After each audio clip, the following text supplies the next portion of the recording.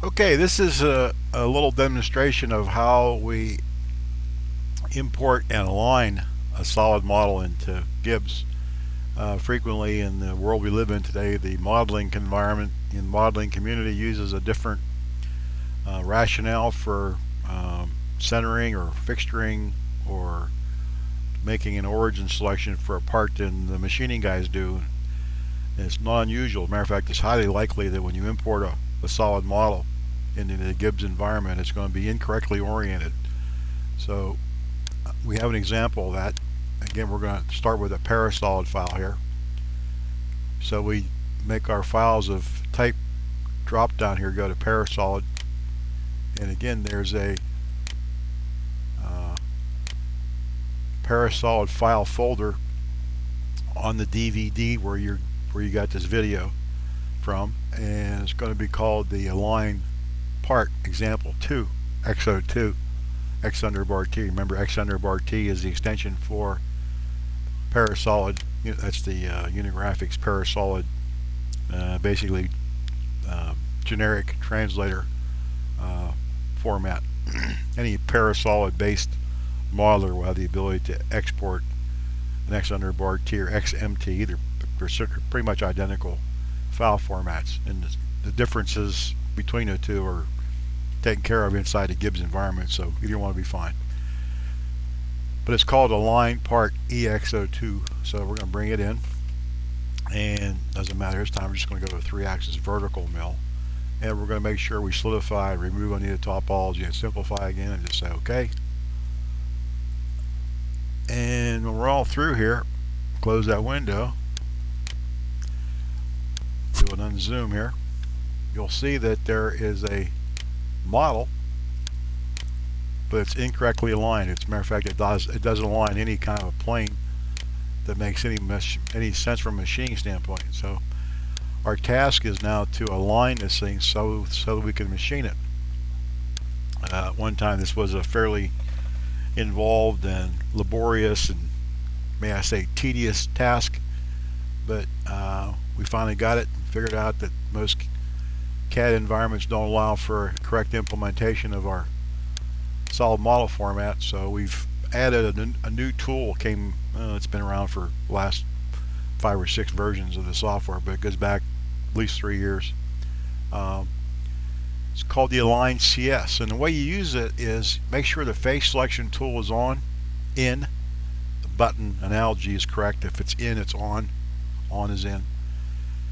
Immediately under the window pull down, between the wizard and window pull down, there should be a little button there that says face selection if you have your tooltip turned on. That's what you want. Make sure it's on or active. You can tell immediately if it's working correctly, so you'll be able to select an individual face of the solid as opposed to the whole solid. So with that face selection tool active, I want to select this boundary right here that represents the top of that face of that cavity or that part top. And with that active, you right mouse click anywhere where it's active or yellow. You should have the ability here to about 1/3 the way down that drop down menu. Remember, it's your right mouse click on that yellow face. There's a align face to CS pick there in that right click. So if you go ahead and select that, immediately need to do what we call view. Under the view menu, there's a shrink wrap command. What that essentially does is it wraps the geometry around, it wraps the stock bodies around whatever geometry or solid model data defined. So when you look at the top view of that in fact is the center of that CS we just selected.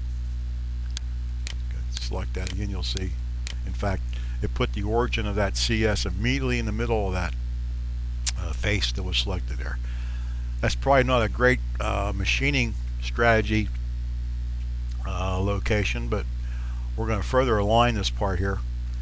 I'm going to use my geometry palette here. That's the second button down on the first row, and the geometry from solids selection off of that gives us the ability to extract geometry as the first button. You can also extract some holes, build a parting line or an outline of the part. Let's go ahead and get some geometry extraction going here, and we're going to set our tolerance here to 0.01. We explained what that was all about in the one of the earlier tours demos.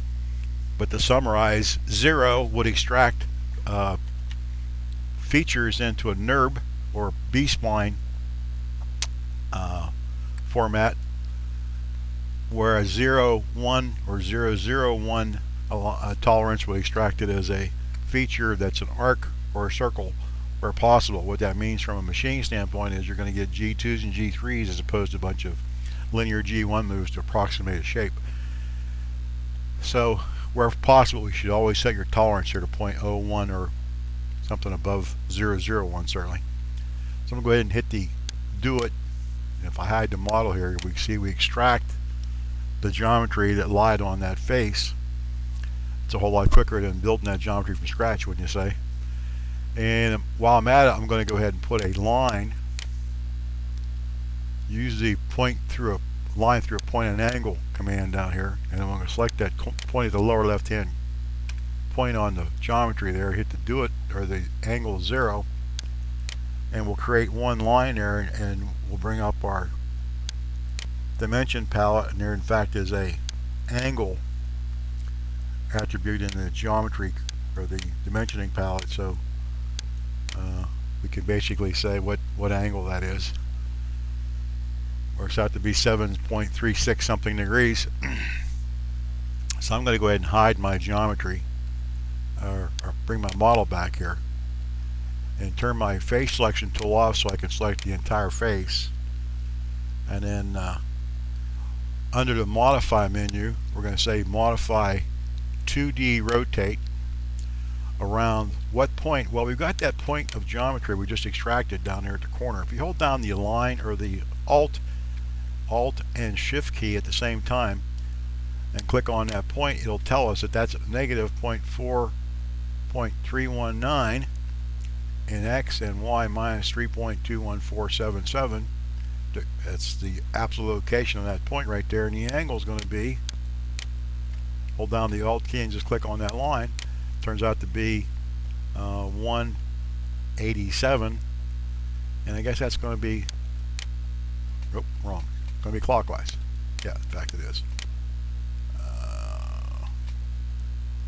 Let's actually subtract 180 minus that number, and let's go counterclockwise. So it puts that whole face down there at that selection so that the lower left hand or the bottom of that part lies parallel to the x-axis. Now we can hide our model, do a select all, edit select all here, and delete all that geometry. Let me make sure that the model's not active. Be careful about that. So let's put the thing in the body bag and then deselect it and close the body bag. Now we can do an edit select all, and then hit the delete key or click on the trash can, delete that geometry, and then we can bring our model back from the body bag. Remember, we can drag a part out of the body bag, we can't drag a part into the body bag. So, and the next thing we're going to do then is just go to isometric view here and pick, turn my edges on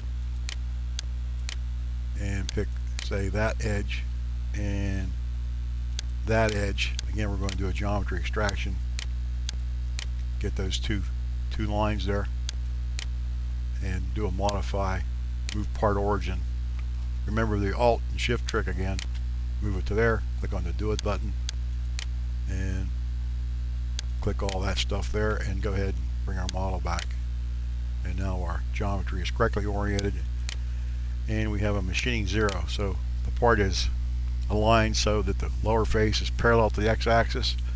There's the origin we can use for a touch off and a setup standpoint, and the part is properly aligned so that that's the top, there's the front, there's the right side, there's the isometric view of that. So that's the long and short of bringing a solid model in a different file format, using the align CS to correctly align the face of the part so it aligns with the XY plane. If the part is at some sort of a weird angle from a machine standpoint, do a little bit of a geometry extraction there and a rotate, and then to move part origin to correctly orient it. So That pretty well summarizes the import and alignment of a part. Be more of these to follow. We're actually going to machine this part here in a little bit.